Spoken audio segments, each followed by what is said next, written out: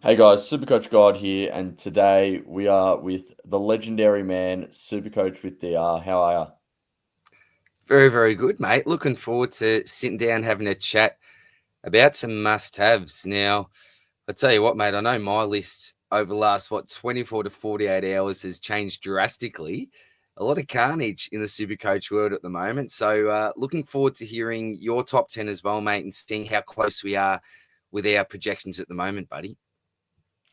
Yeah, no, I think we're sure to have a few rookies in there that have just shocked us in the past 3 days. But yeah, I mean, yeah, injuries like Bond. I know originally the original list you sent me, you had Bont in there. So Oh, and then 100%. and then look what happened. I mean, shocking. But anyway, if you want to go find Supercoach DR anywhere, he's got a YouTube channel called the Swordplay with DR, Swordplay Supercoach with DR, and he's got 6.3k subs there. He's probably I believe the second most subbed YouTuber, Supercoach YouTuber, and Possibly. Oh, the great George, mate. F yeah, Fantasy Take TV. Shout out to the great man as well. We'll never climb that mountain, but no, very very humbled, mate, to be where we're at, buddy. yeah, and also on Twitter, he's got a Twitter page, Supercoach underscore DR. That's got just over 5,000 followers as well. So he posts some good work on there as well. But yeah, let's get into it. Let's hear your first pick. Number one off the bat must have. Clayton Oliver, mate. It's Clary. Almost butchered his name there as well, but I think you just got to start him. If you look at this bloke's history, he's an absolute out and out Uber premium, already in the Supercoach Hall of Fame, and I think that he can truly get close to what is his absolute best this year. Obviously, had a year to forget last year with lots of on-field and off-field issues. Talk about being a bit of a naughty boy and potential on the nose beers and stuff like this. Infighting with coaches and teammates, dealing with that thumb injury, just literally nothing went right for the man. But this year returned to training early with the first to fourth year players and just really hasn't missed a beat. Looked like an absolute beast in the last pracky match. At the price, I think he can actually finish in the top four for midfield averages this year. I'm that keen on the man. So Piggy Oliver, number one for me, mate. Yeah, and I guess if he does get that top four mid spot, he is the biggest must have for sure. So unless my man Caleb Daniel gets to F1, and he's my Good number call. one pick. And this role that Caleb Daniel has, we've seen that many North players thrive in this role um, over the past 3 or 4 seasons. What you've got your Zeebles, your Aaron Halls, your McKirches, your Fishers, and I think Caleb Daniel could be up. It could do it just like Zeeble did, and just average bloody 120 if he wants. Probably not that, but 110 is probably a realistic amount. But yeah, I think Caleb Daniel at his price, if he's not in if he is not in your team and he's not in your team come round one, you may as well just delete your team. There is no point playing at that point. You can't win Supercoach without Caleb Daniel, and I believe the same with Clary Oliver. So yeah, must have. It's hard to disagree, mate. It's hard to disagree with you. I found it really hard to split my top three. So it'll be interesting to see if we're on the same page, at least with our top three, mate. We'll see about the order, but be interesting. Yeah. All right. Well, with your number two pick, It's Jack McRae. Jack McRae in the forward line. Again, similar to Oliver, Supercoach royalty in the Hall of Fame. Again, last year, things just didn't work out for Jack. We know that he's an absolute uber midfielder, but take a look at where he's able to be selected this year, forward only. So that shows how much time he actually spent forward last year. Given the fact he's now moved to St Kilda, he's got the keys to that midfield along with Jack Steele. We've seen blokes like Philippou now out of action. You can't rely on someone like a Hunter Clark, even someone like a Garcia is looking to start potentially in there now. So someone with Jack Macrae's talent and with his ability to win the football, you can't deny him at the price, mate. And I'd be absolutely shocked if he wasn't going to be finishing at least bare minimum top 6 for averages for our forward lines this year. So Jack Macrae, number 2 for me, just in front of someone you're very keen on, mate. Yeah, no, agreed.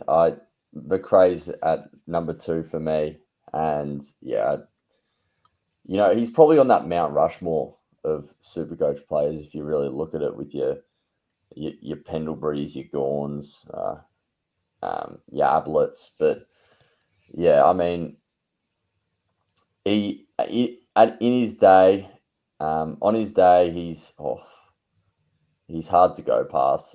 He could probably average around 110, really. Like, maybe that's a bit hopeful, but maybe 105. I think top 6 is a absolute definite, unless injuries, touch wood. But yeah. Anyway, on to your number 3 pick. It's Mr. Caleb Daniel. So you had him at 1, and I had him at 3. I could have had him at 1, but for all the reasons you just listed, mate. And talking about Aaron Hall, I had such a good experience with Aaron Hall. I know other people didn't, but I seem to just always jump on him at the right time. Absolutely love Aaron Hall. And if he can produce anything like Hawley did in his heyday, then we're on an absolute winner here, mate. You look at the price, you just cannot deny this man. And I agree with you. You can't win SuperCoach if you don't start with this man. I guarantee you that the winning team will start with Caleb Daniel. So there you go, mate. It could have been 1, but yeah, got him at 3. Yep. Yeah, so my number 3, quite ironically, is Clayton Oliver. So there we go. We've had the same top 3, just different orders there. But yeah, I think Clayton Oliver, at the price, what he can produce, considering preseason all went well. I'm sure a lot of us have seen the clips of him in preseason as well, just darting around the field. Yeah, getting follow-up touches. I mean, he looks as fit as he's ever been. So yeah, he should be top 8 if all goes to plan. We also haven't really seen a game from him yet, I don't believe. But yeah, I think he might be playing in the upcoming practice game, and hopefully we get to see something. All I need to see is him. I don't care how he gets his kicks. I don't care how efficiently he's kicking or handballing. If he's getting like 25 touches, he's just an absolute lock. Get him in, everyone. All right, at number 4. Now this is an interesting one. Who was I recording with? I think it might have been the Great Pig from Dr. SuperCoach, and we were talking about a popular pick that I was looking to fade, and it's actually now the bloke that's number 4 on my must-have list, and it's Jason Horne-Francis. Look, Primos are going down absolutely everywhere, Zach Butters being one of them. And I think that someone like JHF just becomes even more relevant now and even more of a must-have available as a forward. I think for the price we're paying, I think that's going to be a good deal for us. There's not a lot of downside to this pick. He's so highly owned. I think he's going to be a really dangerous antipod. So in my opinion, I think it's a matter of let's not get too fancy. Look, if you want to go with someone like Isaac Rankin, go for it, but maybe pair him alongside Horne-Francis, because he's going to get even more opportunity in that midfield now. Some people may say, well, he's maybe more likely a tag target with Zach Butters potentially missing a little bit of football here. But even so, I'm backing him in, and I don't think you can leave him out of your side. So Horne-Francis, number 4 for me, mate. Yep. Agree with that. At my 4, I've got Boyd. What's his name? Harry Boyd. Big H. Yeah, he's looking the goods, and I think it's almost a certainty now that he does play that number 1 ruck role for the Saints until Ron Marshall comes out. There's even word could the Saints try Marshall forward? Because apparently Harry Boyd's tap work is just that good, that it's hard to go past him in the ruck. So, yeah, I think yes, unless you're starting him at R2 or flex, he's not going to get you scores on the board. But he could just make that much money if depending on how long Rowan Marshall is out for. But yeah, I think everyone should have this player in their sides. Absolutely everyone. Agree with you, mate. And it's a segue into my number 5 because it's exactly this man. So we're very, very close on our rankings there. He's just such an easy lock at R3. Don't get fancy with Reedy. Look, if you're really keen on Reedy, think about maybe doing something funky in your flex. But I just think it's a silly move not to start this man. He's at bargain basement price, very likely to get the number 1 ruck role with Marshall battling some injury concerns at the moment. And as you said, rumoured to spend a little bit more time up forward. It's just a no-brainer. Get him in your side. He could have been a little bit higher on my list. Maybe ahead of Horn Francis, but I just expect everyone to own him, mate. So, yeah, agree with you there. Number 5 on my list. Who have you got at number 5, my friend? I've got a bit of a weird one here. I've actually got Zach Reid. Now, okay, yeah, nice. We did this video a year ago, and I had Zach Reid in my top 10 must-haves. And you know what? I'm going with it again. It could be a curse, but I'm going with it again. So Zach Reid, I mean, he's just that everything defender, isn't he? I mean, he can stop a player, he can intercept mark, and he's a part of that Essendon draft where they picked up those 3 players. I think might have been in consecutive picks in the top 10. Cox, yeah, it was. I know Cox was involved rooster. somewhere there. What's his name? Perkins, Archie. Yep. So yeah, I think this guy could be best of the lot. I think Perkins is still recovering from an ACL, or something along the lines of that. But yeah, Sure. I think Zach Reid, he scored 73 in the practice game against Geelong. Looked very good. Looked like an on-field option. Yeah, I wouldn't be passing up on this guy. Just pray to the Lord he doesn't get injured, really. Oh, he's locked in for me as well, mate. You hit the nail on the head. Just pray that he actually stays out in the field, because that's been his main issue in his short career to date. He's just been so unlucky on the injury front. The only thing I'd slightly disagree with is the on-field option. I'd still be a little bit hesitant in a way, simply because if he does go down, then who are you going to replace him with? I don't know if there's too many other players at the price you can sort of switch to, and then who else are you going to rely upon to come on. But again, mate, if he does stay healthy and fit, then I'd be quite happy to have him on field. It's just that durability risk I'm not sure on, but absolutely agree with you. Locked in my side. Just rather have him move him onto the bench if I can. Yep. And I remember last year, I think round 1, I think I started Gibcus and Reid, and I think I started them both on field, actually, from memory. And it's carnage started in the first bloody 2 days of the season. I had Caulfield as well. So yeah. it was shocking, mate. It was such a tough start. And I think, again, that's why I think the new meta that lots of people are looking towards, which is a completely different subject to this, which is another discussion, but looking to stack our backlines a little bit more because of the dearth of defensive rookies at this stage. But different discussion there. But yeah, it'll be interesting to see what people are doing about that. For sure. And you're number 6. Now, he's been locked in my side for a couple of weeks, but it wasn't until tonight that I actually thought, you know what?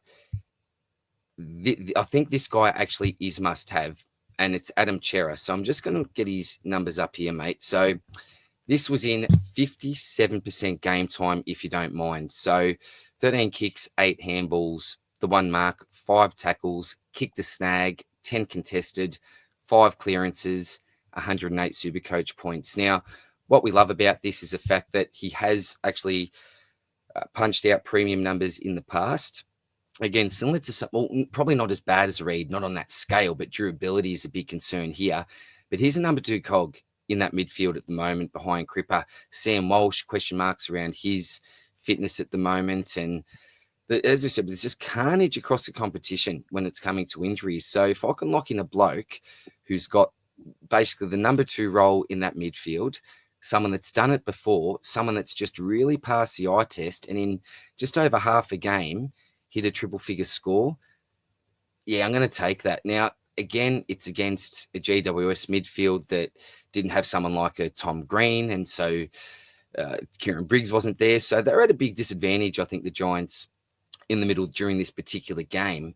But based off history and what my projections for this bloke are, at the price, particularly given the fact that we haven't got Bont now, we don't have Butters now. Some people don't want to pay up for a day cost with that early run and with the buy, et cetera, I think that someone like Adam Chera almost now becomes a must-have, because I think you're going to have your cake and eat it too. He's going to get an extra rookie off field. You can save a couple of hundred on your Bont, although maybe not a captain option, but he's going to punch out a decent enough score to, maybe at best be that M7, M8 that we hold on to for the rest of the season, or if worse, still give us a nice 100, 105, say, average, take him up until the buys, and then upgrade him to someone else just before round 12. So, yeah, maybe a big call saying must have, but there's no way that this bloke is going to leave my side unless chaos ensures and he gets injured or something, mate. Yeah, he was that close to being in my list. I mean, after watching him today, he hasn't been in my team all year. He hasn't touched my side once, and now he's a lock in my team. So it's ridiculous how things work, and it is, mate. We could be absolutely overreacting to a practice game here, but I think he is too good at that price, to be honest. And we saw a couple of years ago as well, he got to about 600, just over 600K, I believe. So, yeah. My number 6, we're going to go with the other Essendon rookie in Sardis. Lovely. The handball merchant, I call him, because I don't think the bloke has any feet. I don't think he has a foot. The ball has never touched his foot. But I tell you what, he's got a good handball, and he's got a good, well-built body, just ready to crash and bash the league this year. And I can't wait to see what he can do. I absolutely hate Essendon, but this guy might be a really good player, a really, really good player. And yeah, I'm not going to miss out on the money he's about to make this year. I think he could be the best of all the bar Boyd, maybe. I think he could be the best of all the rookies. But yeah, probably the only reason I'd read on top of him was the price. I think the just 70K difference, of course. So, but yeah, I think he'll get the CBA time. Shields obviously now at half back. That looks like a bit of a failed experiment, but yeah, I think Sardis he'll get the minutes, and I think he was a bit stiff as well not to play last year, looking at his VFL numbers. So yeah, no, happy with the Sardis pick. Yeah, in my side, mate. In my side. The role is really, really good. Look, he's not the cleanest user, but he gets enough of the football. And just a little quick rocket here, and I shouldn't be this unfair, but I'm in a keeper league, a keeper draft league, a SuperCoach Edge League with some great blokes there. And I didn't realize that you have to delist, I think it's 3 players each year. I didn't realize this, and it automatically delisted. This is a keeper league, mind you. Elijah Sardis out of my side. And then Steve from SDS picked him up with the number 6 pick overall in the draft. So I was absolutely shattered about that. Bugger you, Steve. He also picked up Darcy Wilmot, the Pepsi Max King, on me last year. So thanks a lot for that, Steve, mate. But yeah, I'm huge on him as well. Absolute lock. There's not a heap of downside to him, I don't think. And what I also like is the fact that he can provide a loophole for us, having that early buy. For those of us who I think it's pretty much, from what I'm seeing, I don't know anyone that's really starting a loophole this year, particularly given the fact we've got early buys. So he could be someone that can actually provide that loop for you when he's got that early buy as well. And also, there's a lot of rookie roulette at the start of the year. That's why I don't mind these early buy rookies, because then you can also use that to your advantage to maybe loop on the best rookie score as well to avoid some of that lottery type stuff. So, yeah, big on Sardis, mate, and definitely in my side. Yeah, just a quick one. He scored 90, and I think he had about 20. He might have 25 or so touches against Geelong. Yep. But yeah, you're number 7. Now, I've been on this bloke for months, absolute months. And it's all because of my great man, Matty Lyons from Inside the Kennel podcast. So probably the best team preview that I've ever had on the channel was when Matty came on and talked about his beloved doggies. And he flagged Sam Davidson as an absolute lock to be in their round 1 side playing on a wing months ago, as I said. He was a huge fan of the pick, really loves his aerobic capacity, reckons it's right up there with the best at the club already. Really good nous on him, some nice disposal, can find the football.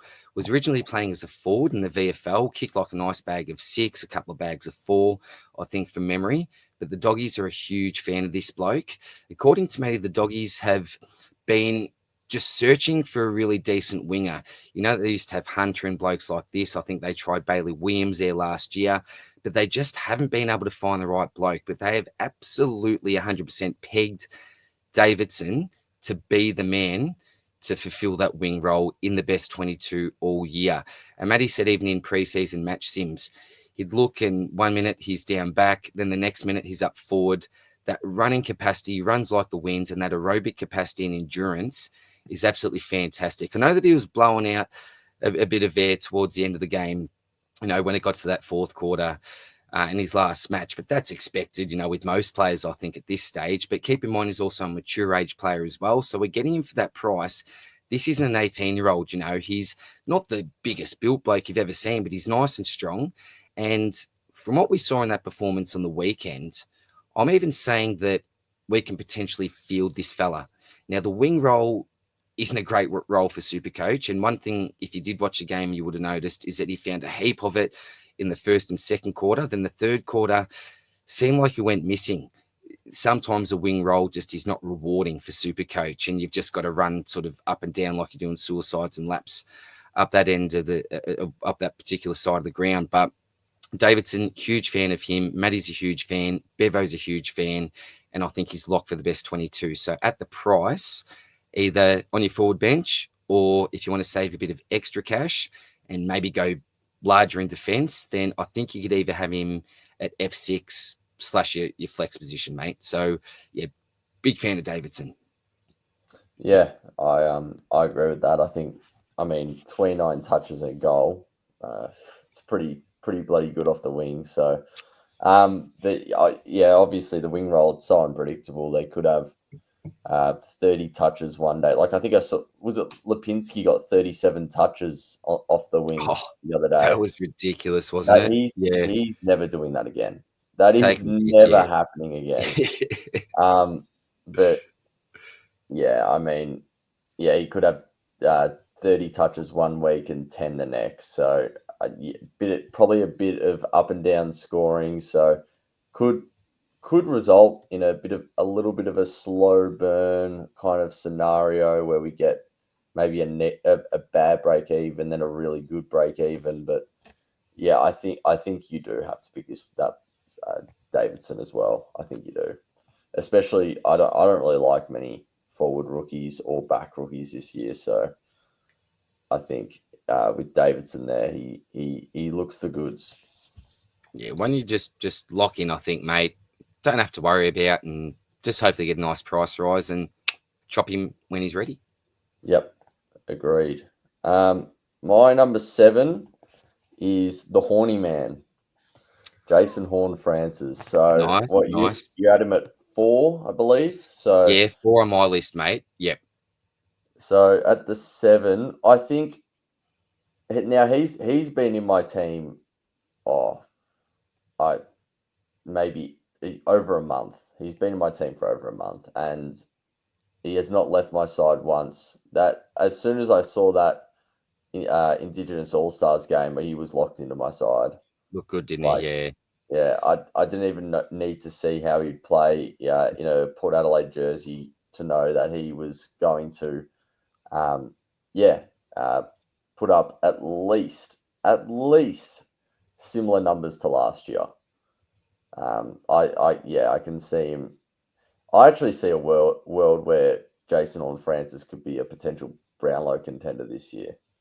He stands out. I mean, Got the talent, mate. Got the yeah, I talent. know. He could have 20 in it and 2 goals and get 3 votes. So I reckon the only trouble is, I reckon he's the sort that may have a bit of a crack at the umpire. And when they're doing their votes, like, oh, Horny, no, bugger him. We'll give it to the nice bloke, Connor Rosie or yeah, something. no, true. Yeah, I don't really like him as that much of it as a bloke, but we don't need to, mate. We just need to. I don't need to. On I the don't field need for to. us, don't we? He's too good of a player not to have in my side. I mean, but yeah, he's at my 7. Who do you have at your 8, mate?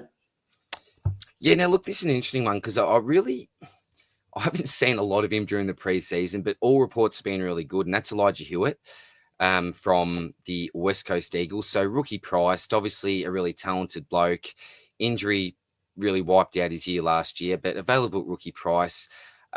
All reports are coming out saying that he's going to get some CBA midfield time, an elite sort of talent. So West Coast are a team that do need to blood these type of blokes. So given the fact he's got that nice DPP status, you can select him in your midfield as that sort of swing man, or either in that F6 position or right next to Davidson at F7 or F8. I just think he's a really easy lock. Got a decent buy as well. But again, in saying this, I haven't seen a lot from him, so I'm really keen to watch him on the weekend. But from everything that I've heard, he just seems like a really easy selection and really highly owned. I think he's probably one of the highest owned rookies in the game. So a safe pick, very vanilla pick, but I think he's probably got to be in my top 10. Yeah, I think I could have, when I had L. Hawley and Hewitt in the same team, I think I could have put those two in the same category. I've never seen either of them touch a football. I don't know what they look like. We know they're good though. Yeah, apparently they're good, and apparently they're 80% owned. So why don't I just chuck them in my team? But yeah, I honestly, he's in my team now. He's the only rookie I have question marks on at the moment, only because I just have not seen this guy play at all. So I need to see it. When do they play? Do they play tomorrow or the day after? I can't remember, but not too sure. But yeah, it's sort of unfair. It's unfair to other rookies, I suppose, to have him in that position because I have seen other rookies. I'm just sort of projecting what might happen because obviously at time of recording, we haven't seen all the games. So if we were to see all the games, and we'd probably be able to give a bit better opinion on a couple of these blokes that haven't played yet, particularly the rookies like your Hewitt. But yeah, he just seems like a really obvious choice, mate. But yeah, maybe not top 10 at this stage. Maybe just wait and see what happens. But unless he really stinks it up, I think most people still go with him, mate. Yep. And I think that forward line as well. I think you're looking at your Hewitts. Kako impressed. Yeah, he did. Thomas Stone.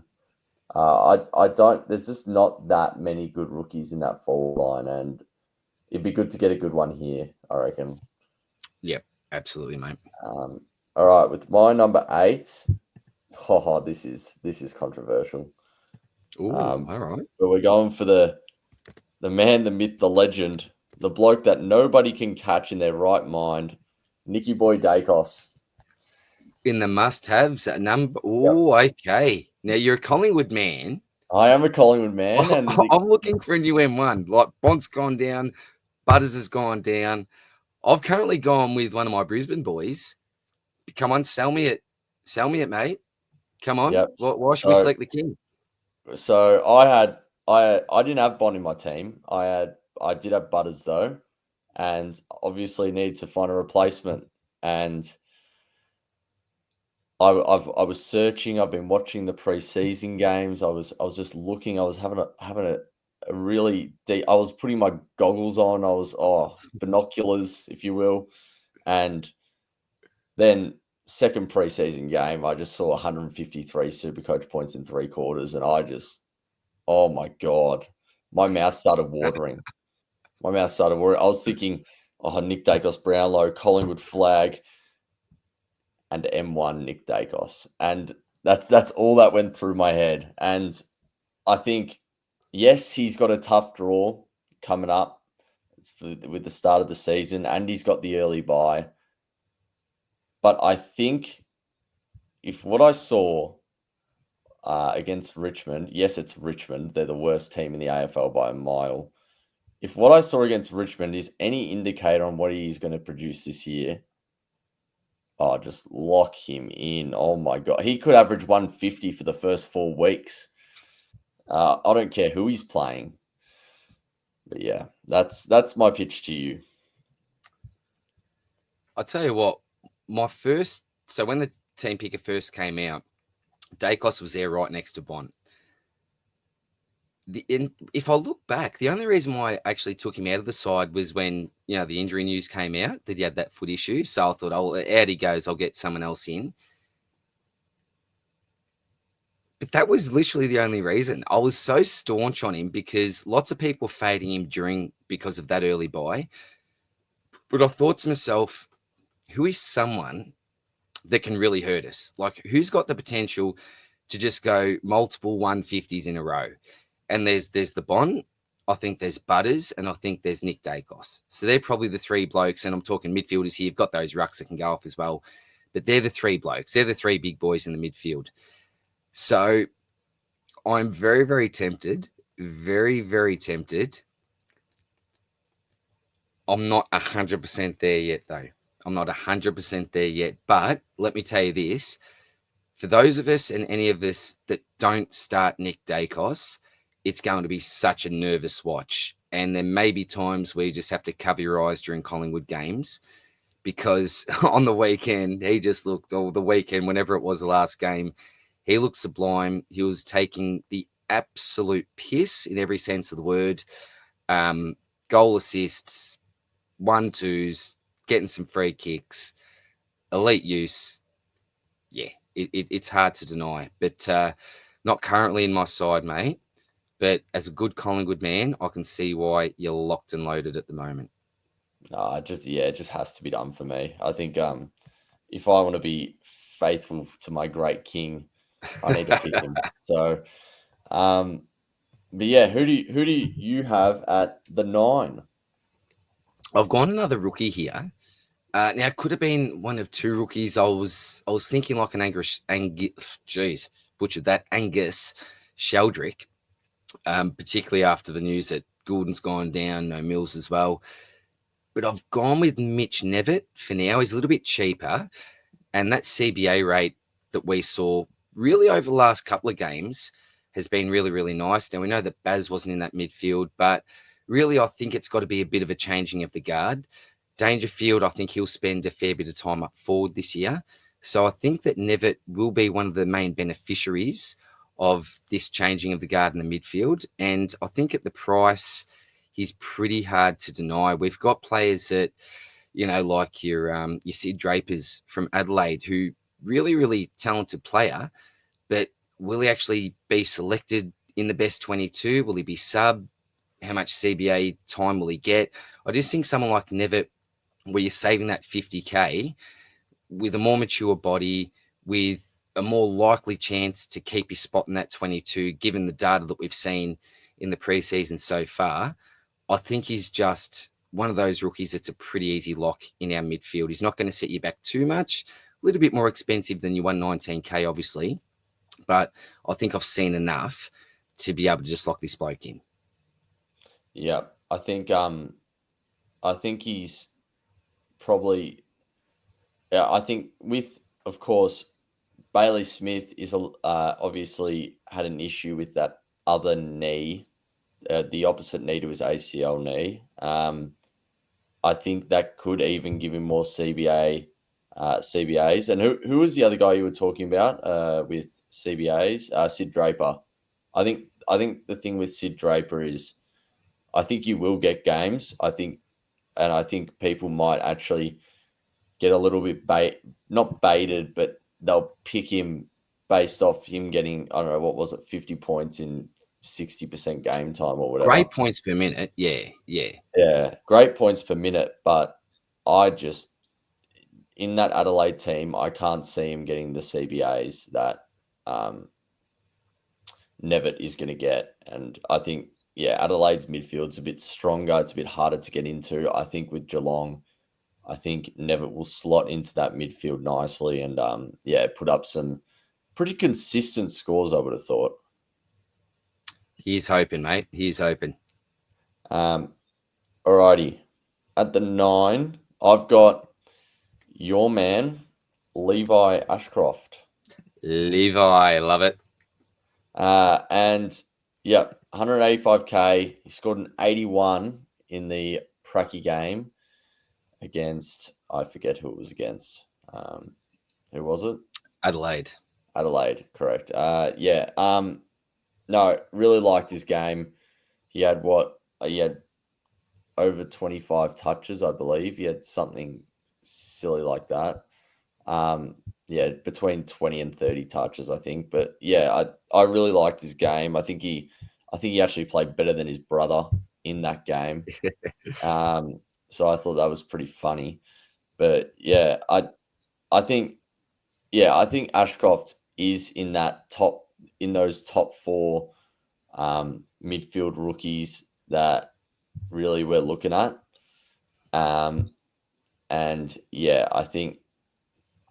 think he might not get as many CBAs as people might think, as that Brisbane midfield is just, it's so dynamic and strong. I mean, Neil Dunkley, Will Ashcroft, McCluggage can go in there, Berry. It's pretty strong midfield, and for a rookie to get into that midfield, it's going to be pretty hard. I'd like to hear your thoughts on it. Oh, look, I'll try to take my bias out of it, but I can't, because I love this bloke. Now, people are giving me a little bit of grief because I've said he's clearly the number 1 player in this draft, in the most recent draft. And no, he went at number 5, but in my opinion, he's clearly the best player. We saw one game last year against senior bodies when he played in the VFL and absolutely had a laugh. 35 touches, hit the scoreboard, was BOG by a mile. This guy is really, really special. Now, a little bit different to his brother, similar in some ways, but I think the difference between Levi and Will is that Levi's got a little bit more forward craft, and I think this is going to lend really, really well to what he's going to do for us this year, because without doubt, he's going to get some CBA minutes. But you listed all those players, and there's also a couple of players in Zach Bailey, Cam Rayner, which will also run through there as well. So there won't be a heap of time on offer. Who knows? He could absolutely give them no choice but to give him time if he plays that well. But the good thing is that when he's playing off that half forward line, I think he will actually push into the stoppages. And given the fact he's got that really good forward craft, he can still have an impact. He's the sort of player that can find the football wherever he's on the ground. This bloke could be sitting on the bench and get a couple of touches. He's that sort of player. So I'm such a huge fan of him, mate. He's ultra professional, like his brother as well. And there's not too many rookies that are going to be a walk-up start in a premiership side. But Levi isn't like your average rookie. He's a very, very special player. And I know I'm probably being a little bit biased here, but I've been following him for a long time. premiership after premiership in the juniors, and that's just not because he was in great sides. He was a massive reason for that, even as an underage player. His scoring in all levels are fantastic. I just think he's too good to pass up. We are paying a little bit for him. And look, there is slight potential that he may be subbed from time to time. I can't guarantee you that. So that could be a little bit of a red flag there. I'm looking at who else we could sub off. I'd much rather get a McKenna off, these type of blokes, and Answorth, maybe one of our defensive players. But all in all, I think if you look at his talent, you look at how highly he rated is inside our four walls, you've just got to select him, mate. And we saw what he did. We saw what he scored on the weekend, even without huge CBA minutes. Yeah, just lock him in, I think. Yeah, and what do you reckon? I've seen teams with Levi Ashcroft on the bench. What do you reckon? Just absolutely start him on field?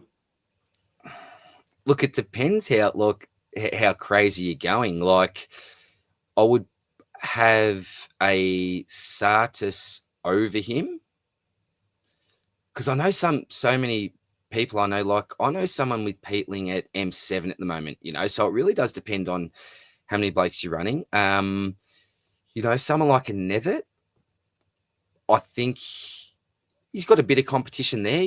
Like Ashcroft, Nevitt, Sheldrick, maybe a bit of a raffle because I'm assuming Sheldrick with Mills and Goulden out may actually have more CBA minutes than someone like an Ashcroft, and Nevitt probably with his role with a lack of star power in the Geelong midfield.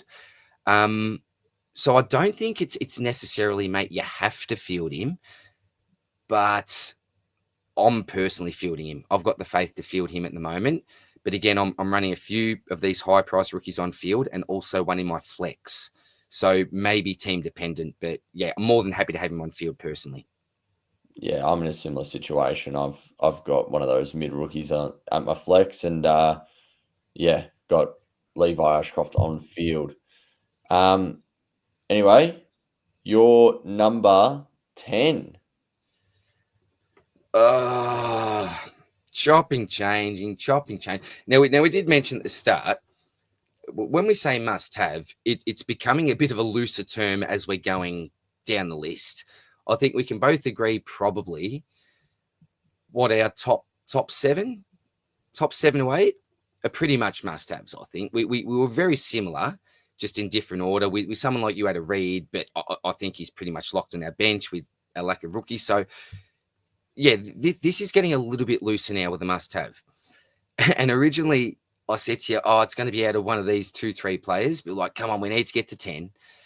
And so I have decided to go with Matt Roberts. I'm surprised. I'm a little bit surprised. So much competition with a number of players around this price point, a number of players with the same buy. I'm talking about a Perriman type.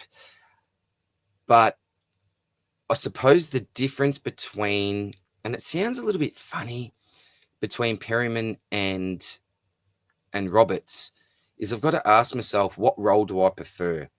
Is it going to be that midfield, that defensive midfield role, or is it going to be that attacking quarterback distributing role off half back, maybe with some bonus kick-ins? So probably the bonus with Roberts is some kick-ins from time to time. The bonus with your Perriman is probably his tackles and defensive pressure. But at the end of the day, I'm just going to go slightly with Roberts at this stage. There's a lot to think about. The great thing is that we get to see this again with both players in opening round for free. So we don't need to make all our decisions yet. But I certainly think one of the two at the price point, given the fact that I think we'll need to stack our defense and go a little bit heavier than what we'd probably originally planned to do, I think that's why at least one of the two become close to must have, because it's just that price point that I think we need to look for. If I look at his stats quickly, so who'd they play, mate? Where am I? Sydney. Gold Coast. Sydney Gold Coast. Oh, no, that's why, because it wasn't on Fan Footy, was it? No, I don't know why it didn't upgrade on Fan Footy. Sorry, here we are. So 27 touches, 11 marks, 119 SuperCoach points. Now, I can't see the kick to handball ratio here. There's other stats that I haven't got in front of me as well. But just looking at that there, when Blakey's in the side as well, McInerney's in that side as well. And I think that was a big question mark with the Roberts selection, is that it seemed like his data really went up, his scoring went up when McInerney went out of the side last year. But we've just seen a game with Roberts, McInerney, Blakey, and Jake Lloyd playing in the same side, and Roberts is the one with the role. So that's what I really like about that, mate. Look, things can change, but we actually get in-season data, as I said. But putting all of those things into consideration, I think that Matty Roberts is the man that finishes off my list at number 10. But that was a very, very tough one, mate. Some rookies I could have chucked in there. A Sheasel type, I think, is just going to be a real pillar for us down back. I'm big on a Sherry. Lots of other selections I could have gone with, but it is Matty Roberts for me. Yeah, no, I like it. He's not in my team yet. I need to see him round 0. It's between him or Perryman for me. I think I've locked in Short for now. I think the role was too good with Short. Oh, what's he doing to us, man? This happens like. It's every preseason. I don't know too many people that don't. But the role looks different this time with Short. I mean, true, yeah. But Roberts, he played really well. Now, I think I did see something on Twitter saying he had 11 kicks at halftime. I might be wrong, but that's his weapon. Yeah, yeah. I think it would have been pretty high on the kick to handball rate. It would have been a Zorko kind of kick to handball ratio, I think. Yeah. But yeah, I really liked his game. With Perryman, yeah, I mean, that 15, 16, 17K cheaper, it's not really going to make a difference. I think realistically, they're both probably going to be stepping stones to that an even bigger player. Maybe make you 100K and then you ship them off after they're at their buy. But yeah, I think Matt Roberts will be a very good selection this year. Not quite on my must-haves though. Yeah, no, that's fair. I want to start both, to be quite frank, but having that same buy makes it really, really tough. But so hard. Who you got for us, mate? Who are we ending with? We're ending with bit of a shock factor, is it? By the sound of your voice, it's just a little bit of a giggle almost, a little bit of stutter. Tom de Koning. Oh, TDK. Okay, yep, TDK. Yep. Now, this guy was not even probably in my top 20 must-haves before the game he played. So this could be a complete overreaction. So he had 138 SuperCoach points in 58% game time. I think he had 20 hit outs. He had 19 touches from memory. And he played really well. And I mean, he's so good in that sole ruck role. I don't know why Carlton would even think about bringing Pitternet back. But as a Collingwood fan, I really don't want to see Carlton win. But as a SuperCoach man who's picking TDK, I might want to see Carlton win a bit just so he can stay as that sole ruck. In saying that, I did have a video with Abs the other day, and I chat to him about TDK, and he told me TDK was an absolute no-go. He said he said not to touch him. Now, I see where he's coming from, and he convinced me a bit. He's very convincing, Abs. He knows how to. He's got a lot of knowledge, that's for sure. And absolutely. But after seeing that game, I'm getting sucked all the way in. Yep. And yeah, he wasn't even. He hasn't been in my starting team for about 3-4 weeks, and now bang, he's in my top 10 must-haves. So yeah, and you got a special mention for us? Yeah, well, just quickly on TDK.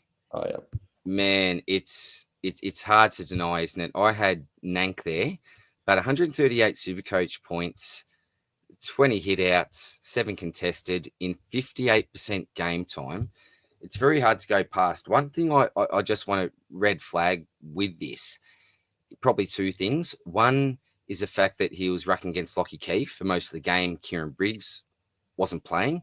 And secondly, Tom Green was out of the side. So I think he was able to give some easier service to his midfielders. So I think with stiffer competition, he'll find it a little bit more difficult. But the upside to this pick, or potential upside, is absolutely crazy. Janeth actually called him a generational player last year before he went on this big run. So it opened my eyes up a little bit, but then he just went on this magnificent tear for a month to 6 weeks. And we go, mate, pat on the back, Professor. Well done, Janeth. But yeah, I'm with you, mate. He's in my side at the moment. I can't deny him. And look, if Pitto comes back eventually, I think we can deal with it by that stage. The upside in the meantime, I think, is too good to ignore. And so I'm on with you as well, mate. I'm absolutely on with you as well. TDK all the way, mate.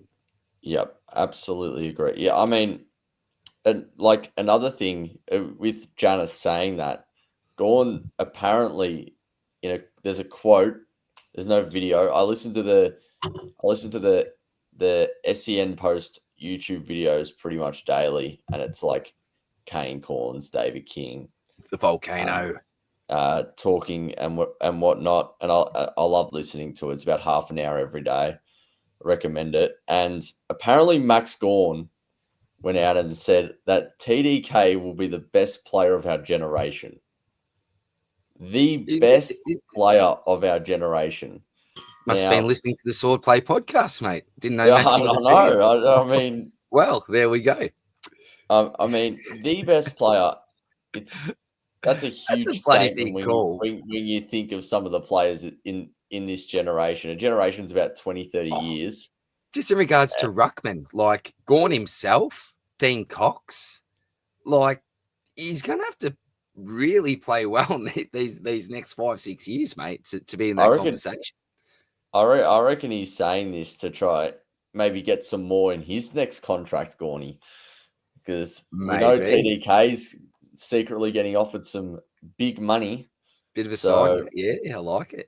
Yeah, it could be something like that. But yeah, no, your special mention. Yeah. Look, it was absolutely Levi Ashcroft has been on the list, as you would have seen midweek when I was sending different people through to you, mate. Jaden Short was also on the list as well. But Perryman's probably that other bloke that's really, really close to me. Really like that midfield role. Now, it was that defensive pressure that I really like what he brought to the table. And this is no offense, but the way I was describing it to a couple of blokes is he's like the Aldi Josh Dunkley version. Not as talented as Dunkley, not as, hasn't got that superstar power, but I just think does the job for the team, and they need someone like him in there. So pretty nice CBA percentage. I think he'll be given time in there, and I think he's shown in the past when given opportunity, he can score really well. So he's probably the other guy that I'd have very close to someone like a Matty Roberts. You've also got your Sheldrick, who I think is a pretty special mention, given the fact that Goulden's now out, as well as Callum Mills. So I know that he's already had some nice scoring history when given some opportunity as well. So I think he's the obvious bloke that will now get some more minutes in that midfield. So he's going to be a great selection. Harry Sheasel down back, I think, is going to be a really nice pillar. Someone like Tristan Sherry just has not left my side. So I think he's going to be a great selection for us. And then we've got a couple of other rookies like your Zach Reed, who you've already mentioned. And hopefully James Leake, after his performance, can become one of our must-haves as well if he's selected come round 0, because he's another one of these blokes that can provide us with an early loop, and also gives the opportunity to maybe take a nice rookie score as well with an early buy. So I'm keen on selecting at least one rookie from each of the early buys so that I can take advantage of a potential nice VC score. But they're probably the other names that are floating around at the moment for me. Yep. No, I agree with the Perryman once again. Watching the game the other day, I think there may be a bit of an overreaction, only because our players or whatnot. It seems like our players were really looking for those newer players that have just come in and, I don't know, almost give them special service. Give him a bit of love. Yeah, Yeah. because I know Bobby Hill gave a handball to Dan Houston to kick us when Bobby Hill would have kicked from about 50. And Dan Houston was probably running in and ended up kicking it about 45. So there was a bit of that. There was a bit of, I mean, they kept kicking it to Tim Membry. It felt like Perryman also got maybe a bit of that, but he probably got it the least out of all of them. I do like the pick, and he's in my team at the moment. There is a bit of the unknown with Perryman though, because he hasn't played that much in the midfield in the past, and yeah, this could just be one of those preseason overreactions that we've seen multiple times, with examples of Jaden Short, which we've seen bloody 10 times. So, but yeah, at my special mention, I'm going to go with. I was going to do one, but you've already said him, so I'm gonna go with I'm gonna go with Sheasel. So Shees, yeah. Yeah, nice pillar down back. Yeah, just a nice play to finish up on. I mean, I don't think you're in trouble if you don't start this player, if you don't start Sheasel, because I think he is just going to average that 120 throughout the year. There's going to be a period where you're probably going to be able to pick him up at some stage when these Roberts, Perryman's, Shorts, when they all max out at their price. There's going to be opportunity to get him, but yeah, I think starting him is the safest option. Yes, he's probably not like a Bont or a Dacos where it becomes impossible to pick him up. He's probably just that tier below, I would say. He's always just going to get those same scores. He doesn't have a massive ceiling, but he also has a huge floor. So he's just going to be consistent all year round, and no matter where he plays, he's going to score well. I agree, and I think what he can also provide, and it depends what your captain threshold is, but if you just say, for example, if your vice captain just doesn't work out, I think Sheasel's the type of bloke that's pretty safe for a 115 to 120 type score, to 125 type score most weeks, and can provide you with a bit of a backup, a really safe backup option, because as you just mentioned and touched on, his floor is really, really good. So yeah, I'm a massive fan of the Sheasel pick, and from the first time the team picker opened, he hasn't left my side. So yeah, not going to talk anyone out of not starting Harry Sheasel. Yep, same with me, mate. He hasn't left my side for 1 second. But all right, that's it for the top 10. I hope you all enjoyed. Obviously, I'm going to chuck DR's links in the description. I also forgot to mention earlier, he obviously does his channel with Spills and Janeth. But yeah, great channel they have over there. I was on it a couple of weeks ago, and yeah, it's a privilege to be on that channel and to have you on this channel, mate. So thank you very much. And yeah. Thank you very much for having me, mate. Actually, I probably haven't mentioned, I have been on the on a few cold ones tonight. So the old neighbour across the road who's too tight to buy KO came over for the second match and brought over a couple of jimmies and some beers, and I got into it, mate. So I'm actually a fair few deep at the moment. So hopefully I made sense for most of the video. It's not a habit I try to get into before recording. I did butcher a couple of names there and saw a couple of words. But always an absolute pleasure, mate, to come on and to have you on as well. Look, how many of these blokes are actually going to survive the next 1 to 2 weeks? The way things are going, half of these blokes are going to get injured. But touch wood, they all stay healthy, and we can run with them come round one. But thanks again, mate. For anyone that has not subscribed to SuperCoach God, make sure that you do.